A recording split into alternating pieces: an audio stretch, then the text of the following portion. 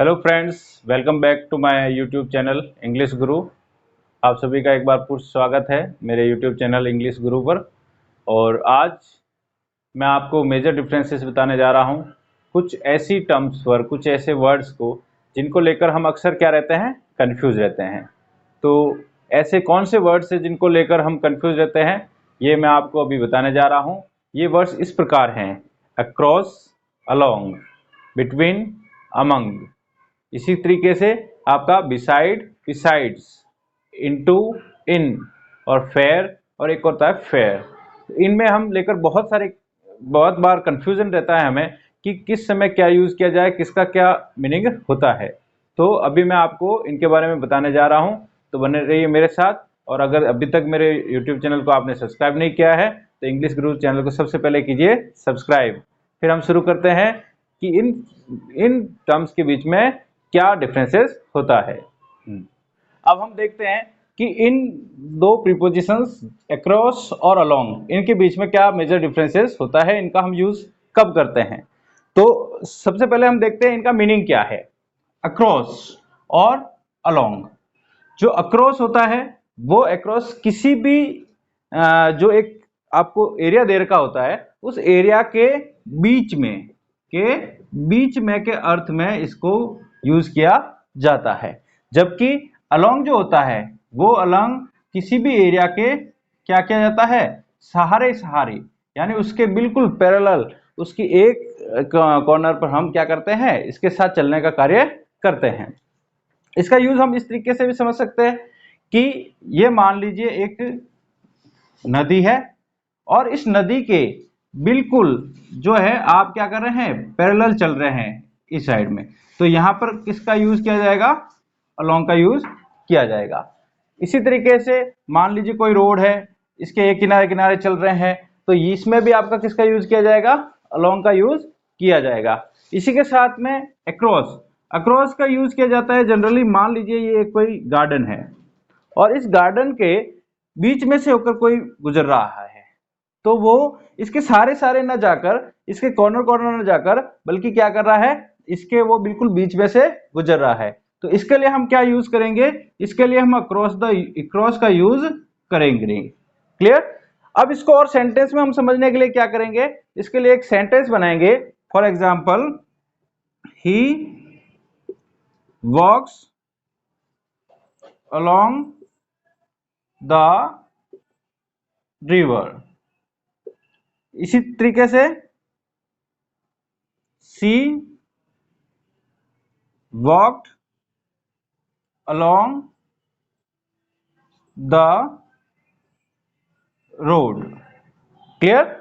अब जब उसके सारे सारे चला जा रहा है तो हम इस तरीके का यूज करेंगे कि हमें along का यूज उसमें करना है, क्योंकि वो उसके कैसे चल रहा है, बिल्कुल सारे सारे चल रहा है। और जब हम क्या करेंगे, बीच में से गुजरने के लिए करेंगे, तो हम इसके लिए अक्रॉस का यूज करेंगे। फॉर एग्जाम्पल क्या करेंगे, सी वॉक अक्रॉस द गार्डन। तो फ्रेंड्स, आपने ये डिफरेंस कर लिया होगा कि हम इन दोनों का अलग अलग यूज कैसे करेंगे। अक्रॉस का यूज के बीच में से जब हम कोई गुजरेगा उसके लिए, और किसी भी थिंग, यानी रिवर है, कोई कैनाल हुई या कोई रोड हुआ, उसके सारे सारे जब कोई चल रहा है, यानी उसके बिल्कुल पैरेलल होकर कोई चल रहा है, तो उसके लिए हम अलोंग का यूज करेंगे। क्लियर। इसके बाद हम देखेंगे अगली चीज, अगले ऐसे कौन से वर्ड्स है जिनके माध्यम से हम क्या करते हैं, हम जो है उनमें अंतर नहीं कर पाते हैं। उसमें अगला आपका आएगा बिटवीन और अमंग। बिटवीन और अमंग, इनका यूज हम कब करेंगे। देखिए साथियों, दोनों का यूज जो है वो डिस्ट्रीब्यूशन के लिए किया जाता है। डिस्ट्रीब्यूशन यानी बांटना, किन्हीं भी चीजों को बांटने के लिए जो अलग अलग संख्याओं में हम यूज करते हैं, उनके लिए इन दो टर्म्स का यूज किया जाता है, बिटवीन और अमंग। लेकिन बिटवीन कब होगा, अमंग कब होगा, ये ध्यान देने वाली बात है। तो बिटवीन जब हम डिस्ट्रीब्यूशन कर रहे हो दो के बीच में। कितने के बीच में? दो के बीच में। क्लियर? दो के बीच में डिस्ट्रीब्यूशन की कंडीशन में हम यूज करेंगे बिटवीन का। और जब हम बात करेंगे दो से अधिक के बीच में डिस्ट्रीब्यूशन की बात करेंगे तो हम जो है किसका यूज करेंगे? अमंग का यूज करेंगे। क्लियर? ये हो गया आपका मोर देन 2 और ये हो गया आपका किसके बीच में? 2 के बीच में। फॉर एग्जाम्पल हम देखेंगे, इसको एग्जाम्पल से समझेंगे। The competition is between Ram and Shyam. यहां पर जो कंपटीशन का बंटवारा किया गया है कि एक्चुअल में कंपटीशन किनके बीच में है, तो आप ये देख पाएंगे कि कंपटीशन केवल राम और श्याम के बीच में बात की गई है। यानी कि दो के बीच में जब किसी चीज का बंटवारा किया जाएगा, डिस्ट्रीब्यूशन किया जाएगा, तो उसके लिए हम किसका यूज करेंगे? बिटवीन का यूज करेंगे। क्लियर? और दो से जब ज्यादा है, फॉर एग्जाम्पल मैं आपको बता दूं, द चीफ गेस्ट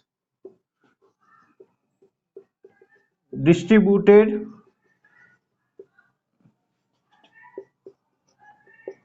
prize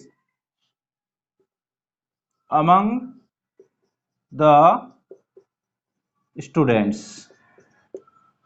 कि चीफ गेस्ट ने प्राइज डिस्ट्रीब्यूट की किन के बीच में? दो के बीच में नहीं, बहुत सारे स्टूडेंट्स के बीच में। और ये स्टूडेंट्स, बहुत सारे स्टूडेंट्स के बीच में जब किसी चीज को डिस्ट्रीब्यूट के लिए किया जाए तो हम किसका यूज करेंगे? अमंग का यूज करेंगे।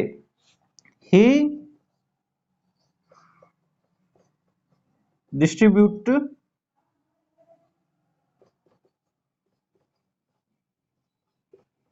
Chocolates among the children. उसने जो है चॉकलेट्स बहुत सारे बच्चों के बीच में बांटी। तो फ्रेंड्स, यहां ध्यान देने वाली ये बात है, जब हम दो के बीच में डिस्ट्रीब्यूशन करेंगे, कंपैरिजन करेंगे, कोई भी चीज करेंगे, तो उसके लिए हम बिटवीन का यूज करेंगे। और दो से ज्यादा, मोर देन 2 थिंग्स को जब हम क्या करें? डिस्ट्रीब्यूशन करेंगे, तो उस स्थिति में हम अमंग का यूज करेंगे। ये जो क्वेश्चन अमंग और बिटवीन का आता है, ये आपके फर्स्ट ग्रेड ग्रामर में भी पूछा गया है, सेकंड ग्रेड में भी पूछा गया है, थर्ड ग्रेड में भी कई बार पूछा गया है, एसएससी, सीजीएल और बैंक पीओ कई में बार में ये पूछा गया है। इसके अलावा जितने भी कॉमन एरर्स से क्वेश्चंस, मैं कॉमन एरर्स पे हमेशा इसलिए कहता हूं क्योंकि बैंक और जो एसएससी संबंधी जो आपकी रिक्रूटमेंट्स आती है, उन रिक्रूटमेंट्स के एग्जाम्स में अधिकतर जो क्वेश्चंस होते हैं वो क्वेश्चंस रिलेटेड होते हैं कॉमन एरर्स से। और उन कॉमन एरर्स में अगर आपको किसी भी वर्ड्स का सही यूज आपको पता नहीं है, तो आप क्या कर पाते हैं? सही ऑप्शन को चूज नहीं कर पाते हैं। इसके अलावा जब हम इंग्लिश स्पोकन करते हैं तो हम कई बार ये भूल जाते हैं कि हम दो से अधिक के बारे में जब बांटने की बात कर रहे हैं तो बिटवीन यूज कर लेते हैं, और दो के बीच में कर रहे हैं तो अमंग कर लेते हैं। ऐसा हमारे को पता नहीं होने के कारण होता है। लेकिन आज आपको क्लियर हो गया होगा कि बिटवीन का यूज हम दो के बीच में करेंगे और अमंग का यूज हम दो से अधिक के बीच में कंपैरिजन या फिर और कुछ जो डिस्ट्रीब्यूशन होता है उसके लिए हम करेंगे। नेक्स्ट स्टेप पर हम आ जाते हैं, जिसका आपने देखा होगा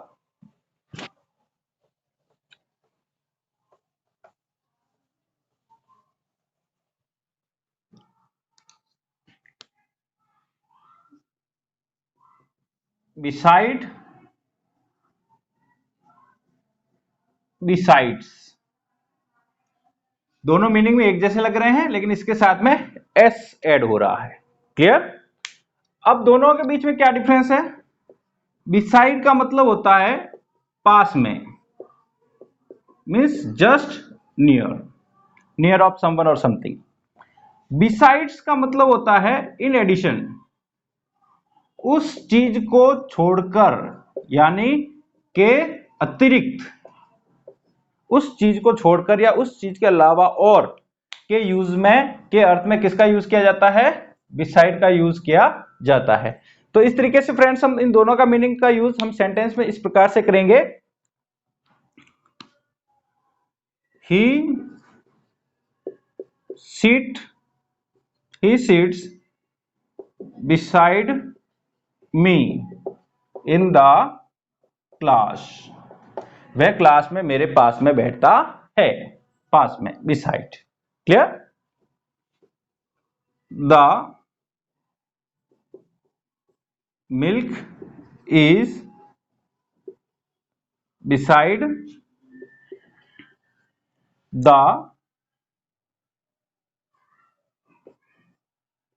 वाटर पोट। जो पानी रखने का मटका है या वाटर पानी रखने का जो बर्तन है, उसके पास में क्या पड़ा है? मिल्क। क्लियर? हम पास में के मीनिंग के लिए किसका यूज करेंगे? हम बिसाइड का यूज करेंगे। और बिसाइड्स का होता है in addition. For example, I like maths besides English. मैं मैथ्स के अतिरिक्त या अलावा या और या छोड़कर क्या पसंद करता हूं? इंग्लिश भी पसंद करता हूं। Clear?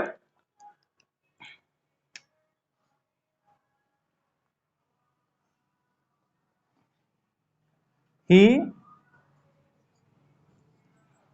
Likes swimming besides cricket.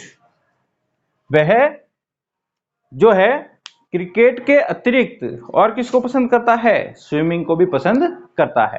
तो फ्रेंड्स, आपको समझ में आ गया होगा कि बिसाइड का हम यूज उस समय करेंगे जब हम किसी के पास में के अर्थ में या नियर के अर्थ में कर रहे हैं। बिसाइड्स का यूज हम उस कंडीशन में करेंगे जब हम किसी का यूज इन एडिशन के अतिरिक्त के में यूज करेंगे।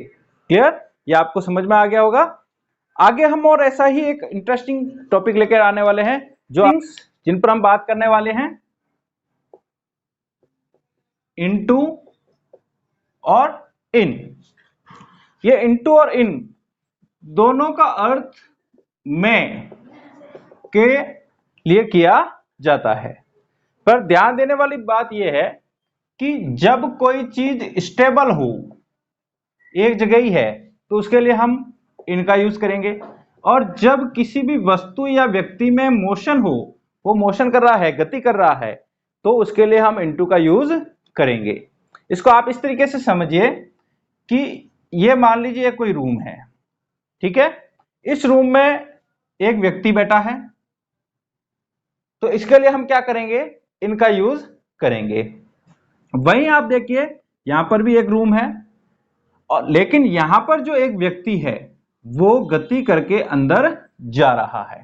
पहले यहां था, अब वो यहां आ गया है, जबकि यह व्यक्ति यहीं का यहीं है। तो इस कंडीशन में, यानी जब वो वहीं का वहीं हो, किसी एक सराउंडेड एरिया के अंदर हो, तो उसके लिए इनका यूज किया जाएगा। जब वो एक स्थान से दूसरे स्थान में वो एंट्री कर रहा हो, यानी कि वो वहां जा रहा हो, मोशन कर रहा हो, तो उसके लिए हम किसका यूज करेंगे? इनटू का यूज करेंगे। For example, he came into the room, he was in the room। आपको अंतर समझ में आ रहा? केम यानी आना, वो आया है, रूम के अंदर आया है, यानी उसने क्या किया है? मोशन किया है, उसने एक स्थान से दूसरे स्थान पर गति की है। इसलिए हम किसका यूज करेंगे? इनटू का। He was in the room, वह कमरे में था, वह कमरे में था, ऑलरेडी था, वो ऑलरेडी किसी के अंदर था, कमरे के अंदर था। इसलिए हम किसका यूज करेंगे? इनका यूज करेंगे।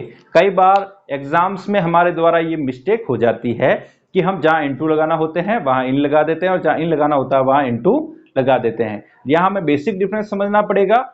और किसी भी कंपटीशन एग्जाम को आप जब अटेंड कर रहे हैं, उसमें किसी क्वेश्चन को आप अटेम्प्ट कर रहे हैं, तो वहां आपको सबसे पहली चीज जो ध्यान देने वाली है वो ये है कि first read the question carefully. आपको प्रश्न को बड़े आराम से पढ़ना है, बिकॉज आपके लिए जो एग्जामिनर जो पेपर सेट कर रहा है वो पहले से ही आपकी गलती का इंतजार कर रहा है। वो इस तरीके से बढ़ेगा कि आप एक्यूरेसी कर रहे हैं, उसके बाद में आप गलती करने के चांसेस आपके 90% तक रहते हैं। तो आप क्या करेंगे, मान लीजिए उसने एक क्वेश्चन दे दिया आपको, the thief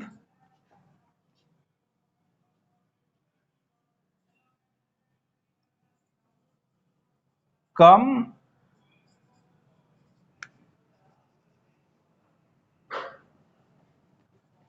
the room and stole the money. Clear? The thief dash the room and stole the money. यहां आपके ऑप्शन क्या दे दिए, यहां हम एक काम करते हैं, वर्ब को ऑलरेडी लगा देते हैं और यहां आपका ब्रैकेट लगा देते हैं। तो यहां आपका हो गया इन, इनटू, सी आपका हो जाएगा एट और डी आपका हो जाएगा ऑन। क्लियर? अब आपको इस तरीके से ये समझना है कि सबसे पहले आपको क्वेश्चन को रीड करना है, the thief came dash the room and stole the money. तो आपको अगर इसका एग्जैक्ट यूज पता है इन और इनटू का, तो आप इस तरीके से इसका यूज करेंगे कि जब पहले से कोई व्यक्ति अंदर है तो इन आएगा, और जब पहले से अंदर व्यक्ति नहीं है, उसने मोशन करके वो आया है, तो पहले वो कहीं और था लेकिन मोशन करके अंदर आया है, तो हम इनटू का यूज करेंगे। तो आप यहां देखेंगे, क्या थीफ पहले से कमरे में था? नहीं, पहले से कमरे में नहीं था, वह कमरे में आया और पैसे चोरी किए।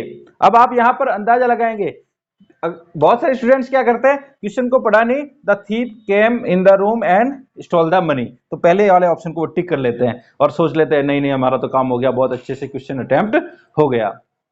अब देखिए आप यहां पर जबकि होना क्या चाहिए, यह आपका आंसर, यह आपका ऑप्शन गलत है।